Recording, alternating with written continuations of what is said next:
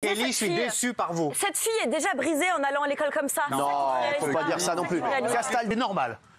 Elle est couverte. Elle est couverte d'où, là? Elle est à poil. Elle est à poil.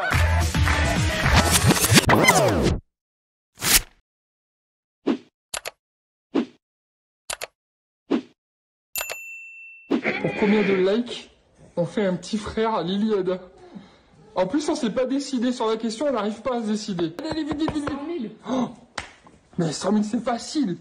Bon, allez, likez la vidéo, les copains. Si on atteint plus de 100 000, on lui fait un petit frère. Ils veulent pas aller travailler au lieu de faire des vidéos. Non, mais ils n'ont pas besoin. Ils ont 4,8 millions d'abonnés, ils gagnent des milliers d'euros. C'est pas un travail, ils prennent les gens pour des. Mais ils gagnent des milliers d'euros. À quel moment on soumet, on fait un sondage pour faire un enfant, c'est une vanne, faire des likes. Ça va être quoi après à 50 000 likes, on débranche mamie. Enfin, c'est n'importe quoi. Mais oh, s'il vous plaît, parlez pas comme ça de Daniel. Non, mais franchement, ça n'a aucun intérêt. En plus, ils prennent leurs abonnés. Ce sera 500 000 likes.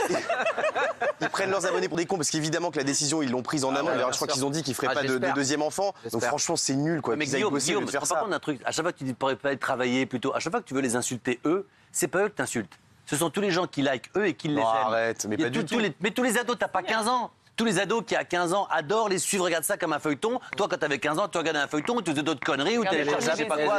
Oui, le problème, c'est que c'est devenu un modèle de réussite. Tu parles comme un vieux con, là. Tu parles comme un vieux con. C'est des nattes, c'est nul, cette télé. Tu parles comme un vieux con. Il y a des mômes qui aiment regarder, ils donnent du contenu, ils font pas de mal. Bien sûr. Je trouve ça intéressant. Je suis d'accord avec Mathieu. Mais oui, t'es déjà aigri à 35 ans, mon pote. C'est comme Guillaume. Je suis désolé, ça me choque. Qu'est-ce que tu penses de lui? Oh, Jean-Michel, c'est terrible. Et alors, ses cheveux, c'est... Quel rapport? Mais c'est ce que vous me disiez en coulisses, la tête qu'il a avec... Mais j'ai jamais dit ça. Tout le monde se moque de lui, non mais... C'est sur ça. Moi, je vais te défendre, Jean-Mi, parce que... Non, moi, j'aime pas du tout ça, parce que c'est brader l'amour. C'est brader... Moi, je vais vous dire, et je suis d'accord, moi, eux, je les kiffe bien. Oui, mais ça n'a rien à... Oui, mais c'est trop, là. Mais non, mais c'est des vannes, ils sont très bons. Léa et lui, elle a fait sensation sur le parquet. On a une vidéo de son passage qui a fait énormément parler.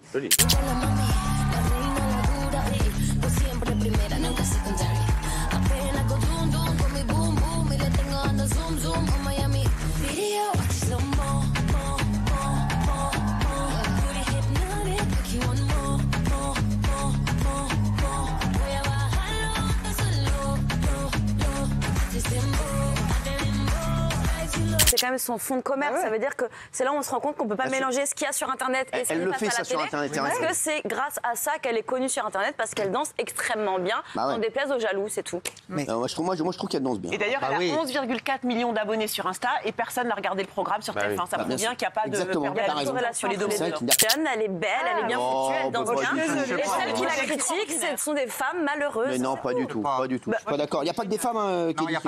C'est beaucoup des femmes qui la critiquent. Ou des hommes hypocrites qui aimeraient l'avoir dans leur lit et qui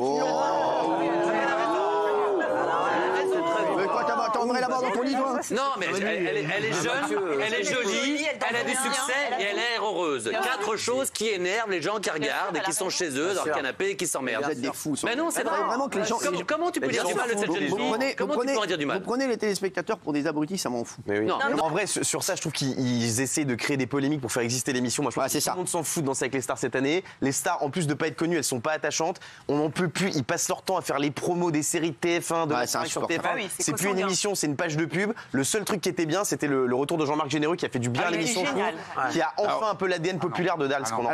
C'est ce truc que j'ai trouvé ringard. Parce que j'étais ringard. Mais c'est ça, tu sais quoi? Tu te rends compte que le mec à 5 ans était génial et tout d'un coup 5 ans après. Et ça, j'achète. Ça le fait plus, quoi. Quand ça faisait 6 millions, il y avait ça. Ça va marcher. Alors... 2 personnes agressent violemment Keira Amraoui avec une barre de fer. Personne n'est suspecté d'être la commanditaire de cette attaque, sa coéquipière Aminata Diallo, qui souhaitait l'évincer du groupe et prolonger son contrat. Si cette histoire a connu un coup d'accélérateur, c'est grâce à la découverte de messages envoyés à ses proches et révélés par la presse le 17 septembre. Ce que je veux, c'est jouer à sa place, être sélectionnée en équipe de France. Je vais me rapprocher d'elle en étant gentille pour mieux lui prendre sa place de titulaire. Des messages troublants, mais aussi des recherches internet incriminantes. Elle cherche cocktail de médicaments dangereux ou encore casser une rotule. 4 novembre, Aminata Diallo ramène Keira Amraoui en voiture. Elles sont toutes les deux joueuses. Voilà, pour les téléspectateurs qui ne les connaîtraient pas, moi je ne les connaissais pas. Coéquipières. Elles sont coéquipières. Elles sont arrêtées par 2 hommes cagoulés et Keira Amraoui est frappée à coups de barre de fer. C'est là que commence l'histoire. Oui, effectivement. Et puis l'ironie même de l'histoire, c'est qu'elles sortent ce soir-là d'un dîner de cohésion organisé par leur club pour ressouder l'équipe à quelques jours d'un match très important de Ligue des Champions contre le Real Madrid. Aminata Diallo est maintenue dans la voiture, immobilisée par l'un des deux agresseurs, tandis que l'autre extirpe Keira Amraoui de la voiture et la frappe à coups de barre de fer en visant, et c'est intéressant, entre guillemets, en visant les jambes. Le travail de Keira Amraoui. Alors, Diallo, finalement, semble bien avoir été la commanditaire de l'agression. Donc, elle aurait fait ça pour vous par jalousie. On va voir son avocat dans un instant qui va venir. C'est l'hypothèse des enquêteurs et des magistrats. Ils pointent en fait une dérive, une rivalité sportive qui serait devenue une fixation, une fixette dans l'esprit d'Aminata Diallo et qui l'aurait conduite sur une dérive psychologique et même pathologique. C'est en tout cas l'analyse que font les enquêteurs. Les enquêteurs comprennent qu'il y a un déclic psychologique dans la tête d'Aminata Diallo. C'est aussi ce qu'on a découvert, nous, en travaillant sur ce sujet aux Parisiens, c'est que quelques semaines avant, il y a un rassemblement de l'équipe de France. Et ça, pour Aminata Diallo, comme pour toutes les joueuses et pour tous les joueurs de football, c'est le sommet, c'est le top. Bien sûr. Et Keira Amraoui est convoquée, pas Aminata Diallo. Bon, déception de la part d'Aminata Diallo. Et finalement, Keira Amraoui est blessée. Et Aminata Diallo va la remplacer au pied levé. Et là, elle se rend compte qu'il y a effectivement une relation de cause à effet entre l'absence de Keira Amraoui et elle, sa participation à l'équipe de France et sa réussite. C'est comme quand moi, c'est qui pour et que Benjamin Castaldi prend ma place. Voilà, c'est ça. Fais gaffe s'il te ramène quelque part. Oui, c'est ça. Oui. Aminata Diallo se dit innocente aujourd'hui. Oui, elle se dit innocente et moi je voudrais dire, je viens d'entendre encore beaucoup de choses qui ont été dites, qui sont globalement les mêmes que celles qui sont dites depuis plusieurs heures, depuis plusieurs jours, depuis plusieurs semaines et depuis même plusieurs mois. Et je voudrais quand même dire l'honneur qui est le mien aujourd'hui de défendre Aminata Diallo parce que c'est une femme, c'est une joueuse professionnelle à un haut niveau qui a sacrifié sa vie pour le football et qui est salie, lynchée, mise à l'index, pointée du doigt. Depuis 96 heures, c'est un déferlement. Ça fait 96 heures. Ça fait 96 heures qu'elle était en incarcération provisoire. Oui. Vous êtes convaincu qu'elle est innocente? Je suis aujourd'hui convaincu qu'elle est innocente. Elle clame son innocence et il n'y a aujourd'hui dans le dossier rien qui ne permette de relier Aminata Diallo aux agresseurs et à l'agression qu'a subie Keira Amraoui. J'entends. Même pas les écoutes. Même pas les écoutes. Évidemment que les écoutes, ça n'est évidemment pas un élément. L'article du Parisien est un tissu de mensonges. Est-ce que les écoutes de la police, c'est juste du bidon? Elle disait quoi, les écoutes? Alors, elles disent tout ça, en fait. Elles disent tout ce qu'a dit... L'article du Parisien, chère madame, reprend les conclusions des officiers de police judiciaire, qui est un résumé. Donc, si vous voulez qu'on aille au résumé... Ça fait 37 pages, maître. Voilà, qui est un résumé de plusieurs... C'est long comme résumé. Si on prend cet élément-là sans exploiter les recherches qui ont été faites avant et les recherches qui ont été faites après, on peut faire dire à peu près n'importe quoi. Si j'exploitais votre téléphone, Cyril, et que je prenais un élément très précis pour vouloir lui faire dire ce que je veux en dire, j'y parviendrais. Ouais, la dernière recherche, c'est comment bouffer un cul. Faut la tirer par les cheveux et la mettre dans l'huile, par exemple. Qui dit ça?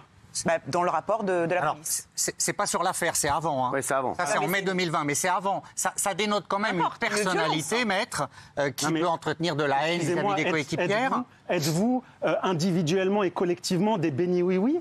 Vous descendez de quelle planète? Parce que dans le monde du sport, je crois ne pas faire une révélation. Moi, je ne mets pas les gens dans l'huile, moi, maître. Même si je les aime pas. Elle dit d'un membre du staff de son club, tue-le, ce fils de pute, racle-le jusqu'au dernier centime près. Elle parle de qui? Monsieur Bruno Chéroux. Mais alors, on est sur Keira Amraoui ou on est sur quelqu'un d'autre, là? Non, mais c'est un caractère. Ça dénote une personnalité, maître. Ça dénote une personnalité qui utilise des mots et qui est prête à aller très loin, au moins dans les mots, contre des gens qui l'empêchent de briller. Mais il l'empêche de rien du tout. Au moment de l'agression, Aminata Diallo est titulaire. Au moment de l'agression, Aminata Diallo est appelée en équipe de France. Je vous rappelle que Keira Amraoui n'a pas joué en équipe de France depuis 3 ans. Donc vous voyez que toute la théorie, toute la fable que vous nous servez à longueur de journée, je ne parle pas de vous personnellement, mais je parle de tous ceux qui ont écrit des tissus de mensonges sur Aminata Diallo, ça n'est pas la réalité. Vous allez porter plainte alors contre le Parisien ? C'est une option qui est fortement envisagée. Mais vous réfléchissez quand même, parce que vous n'êtes pas complètement sûr. Non, c'est une option qui est clairement envisagée. Personne n'est capable de dire qui est l'intermédiaire qui a... Alors, je vous explique juste ce point, c'est très important. Qui est cet intermédiaire qui a envoyé les 4 jeunes agresseurs? Ça, personne ne sait qui est cette personne aujourd'hui. Eh bien, cette personne, elle a tout le loisir de convoquer les 4 gamins en disant, bah, écoutez, si un jour vous vous faites attraper, on est bien d'accord que c'est Aminata Diallo, parce qu'elle revêt aujourd'hui le visage du coupable idéal. Et ça, factuellement, personne ne sait aujourd'hui qui est l'intermédiaire qui a envoyé ces 4 gamins. Il n'y a pas d'élément matériel qui relie Aminata Diallo à l'agression qui a été fomentée contre Keira Amraoui.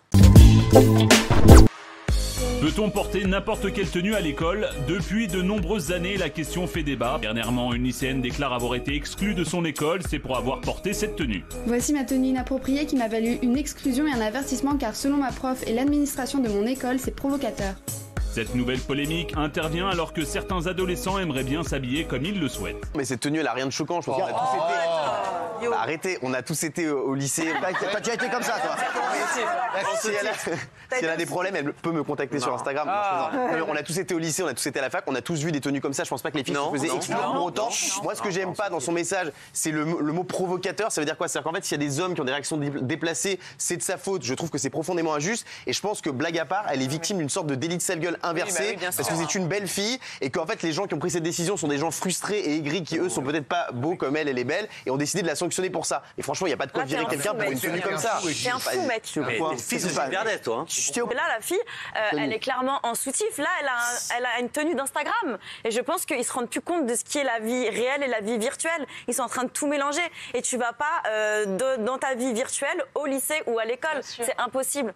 C'est pas quelque chose de normal. Il n'y a pas d'hypersexualisation. Elle est bien dans sa tenue, elle est bien dans sa vie, et on va la briser. En la virant, on va la briser. Elle a Je crois que c'est toi qui nous les brises. Elle fait pas ça pour les réseaux sociaux. On va briser sa vie au nom d'une morale réactionnaire que vous incarnez tous. Elle est déjà brisée. Ellie, je suis déçu par vous. Cette fille est déjà brisée en allant à l'école comme ça. Non, faut pas dire ça non plus. Castaldi qui a envie de parler depuis le début de l'émission. Franchement, regarde la photo. Allez, on soutient-gorge avec un truc ouvert, on voit son. C'est décent pour aller à l'école, ça. C'est tout ça normal. C'est normal. Elle est couverte. Elle est couverte d'où, là? Elle est à poil. Elle est à poil. Elle est à poil. T'es allé à poil.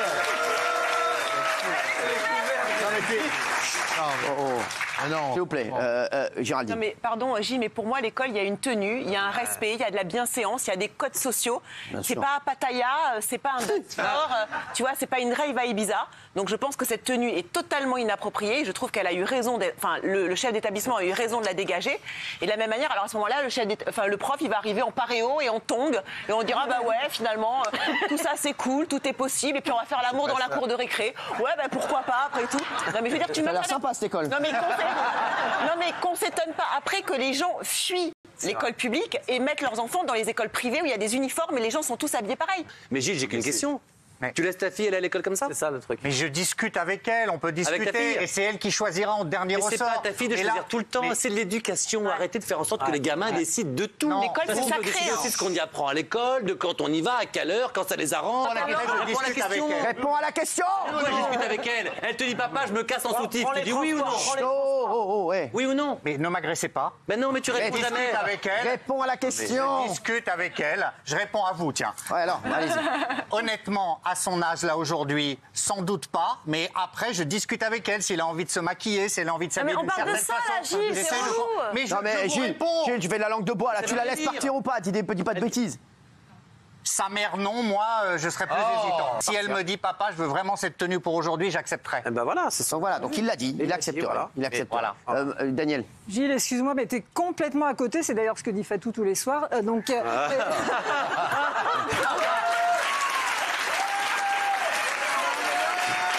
On te reprend, on est en direct, à chaque fois tu dis des bêtises qui sont énormes, on est en train d'essayer de défendre les profs, défendre l'éducation, défendre certaines valeurs, parce que justement, si tu veux que cette gamine soit un jour heureuse dans la vie, il faut qu'elle ait un cadre, des valeurs. Le rôle des parents, c'est d'éduquer, c'est pas de pas dire aux enfants, fais ce que tu veux ma chérie, fais ce que tu veux, quand tu veux. Parce que c'est comme ça que tu envoies un enfant dans le mur. Vous caricaturez. Et je caricature pas, je t'écoute. Vous incarnez les forces de la réaction, moi j'essaie d'être dans le force du progrès, de comprendre les jeunes, de comprendre les jeunes. Non mais Mathieu, dis-lui. Non mais j'abdique parce que c'est embêtant. Mais vous abdiquez comme d'habitude parce que vous n'avez pas d'argument, donc c'est un problème pour moi. J'ai rien en face de moi. Je viens de te donner des arguments. Au bout de 2 minutes, vous vous couchez, vous n'avez plus rien à dire. Vous êtes avec vos petites banderoles, comme ça, vous ne savez même pas ce que vous faites. Mais sur tous les sujets, tu réponds pas aux questions. Josiane, dans la pièce, c'est vrai que ta pièce, elle tourne autour de l'argent. Et en général, quand on est blindé et célèbre, on a des petits caprices de star, n'est-ce pas, Benjamin? N'est-ce pas Cyril? N'est-ce pas Cyril? Donc, j'ai des vrais faux caprices de star. Est-ce que vrai ou faux, Maria Carré veut qu'un assistant soit toujours disponible pour qu'elle puisse lui cracher son chewing-gum dans la main? Oui. Maria Carré, elle a toujours un gars à côté, quand même. Il fait ça, il prend la main pour se recevoir le chewing-gum. Vrai ou faux, le nouveau roi Charles III exige que sa lunette de WC le suive partout où il va? Oui, c'est vrai. Genre, il y a un gars qui ramène la lunette, il a la lunette comme ça. Je te jure, il a une station-service. Il est pas bien, le gars va lui mettre la lunette. C'est-à-dire qu'il le suit en permanence avec la lunette. Il a bien raison parce que c'est tellement plein de microbes. Moi, si j'étais roi, c'est pareil. Ah ouais? Ah bah ouais. Ah bah c'est sûr. Ça, c'est le vrai luxe, je suis désolée. C'est pas un caprice.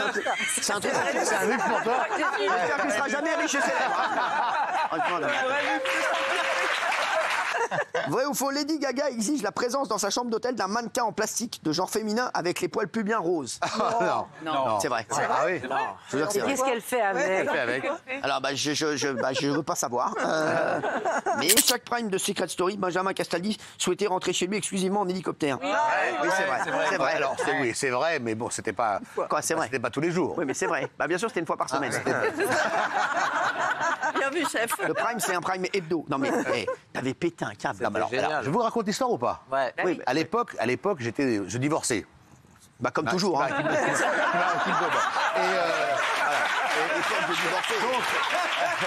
Et donc je voulais juste rentrer une fois par semaine à la campagne pour pouvoir coucher mon petit. Et la seule façon de le faire, c'était de prendre un hélicoptère après l'émission donc du jeudi, je crois. Et donc mais j'en payais la moitié. Il payait, ouais. Ah, d'accord. J'en payais la moitié. Ça coûtait combien cette connerie? Ça devait être 4 000 € de l'heure, un truc comme ça. Et il y avait combien d'heures? Aller-retour, une heure et demie. Donc ça va coûter 6 000 € cette affaire. À peu près, oui. Et le pilote dormait chez moi, parce que je repartais dans le pilote dormait chez toi en plus? Ah oui. Génial. À quel moment tu vas nous dire qu'il y a eu un bail avec le pilote? Non. Regarde l'hélico, tu payes l'hélico toute la nuit, c'est comme un jet privé. Ah bah c'est ça. Non, mais moi j'avais un deal, comme je prenais beaucoup d'heures. Et à mon avis, ça te coûtait 10 000 € cette affaire. Non. Dis la vérité, Castaldi. Bah non, moi la moitié déjà, mais ça me coûte nous peut-être. Oui. Si, forcément. C'est quoi, c'est la production qui payait? Non, c'était TF1. TF1. La moitié. Ouais, mais 5 000 € par prime, ça fait, il y a 4 primes dans le mois, ça fait 20 000 € pour que tu ailles en hélicoptère faire le couillon. Non, mais non. Merci, Makélé. Il y a des câlins à son bébé, arrêtez. Il y a tellement de bébés, il en a partout.